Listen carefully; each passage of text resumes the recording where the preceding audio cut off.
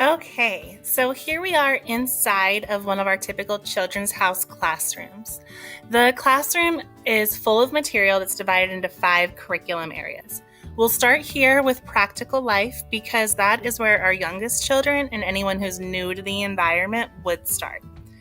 These skills can range from spooning carefully, pouring with glass, and buttoning frames, practice to help zip, tie, taking care of a plant, many different real-life skills that the child can use to develop their independence, their confidence, and to internalize this cycle of work.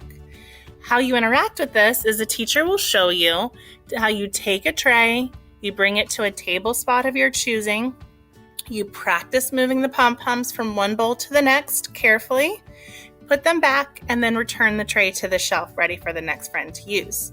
This is called that cycle of work, and it's super important to internalize before we start adding on the academic focus. It's unique to a Montessori classroom. It comes out of this wonderful story that Montessori prepared a classroom full of toys and then went to go sweep, and the children argued over who would hold the dustpan.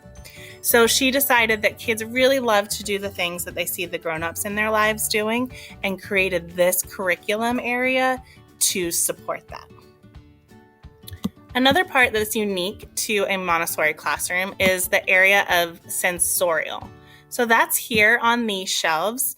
It also ranges from simple to complex, and it's also a great place for our youngest children or our newest children to get their first lessons. This might be for somebody who needs a little bit more movement in the classroom, though. We understand that. We recognize that. Pink tower, broad stare, those are works that are good for that. These works are done on a mat.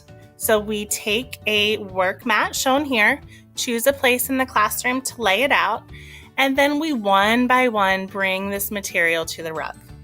Now, it is important to walk slowly, to walk respectfully, to not distract or step on other people's work rugs. So we're putting some purpose to that movement as you go back and forth.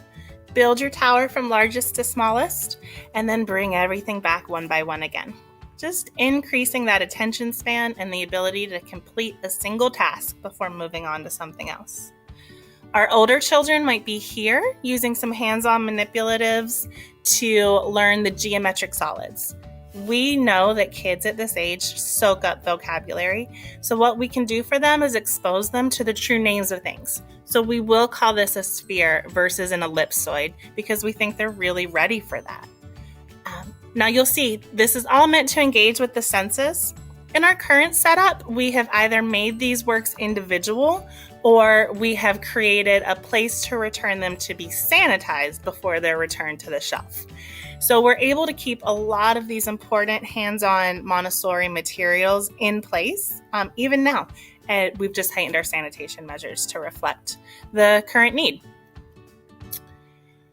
As we continue along the room, you'll see a peace corner. This is a very important part of Montessori education. This is that peace rose I mentioned earlier.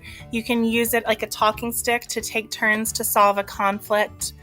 Lots of activities that are meant to instill a quiet concentration.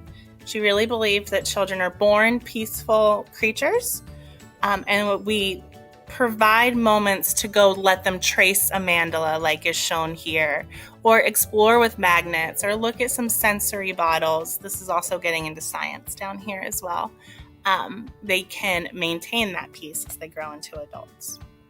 So we looked at practical life, we looked at sensorial, and we looked at the peace corner.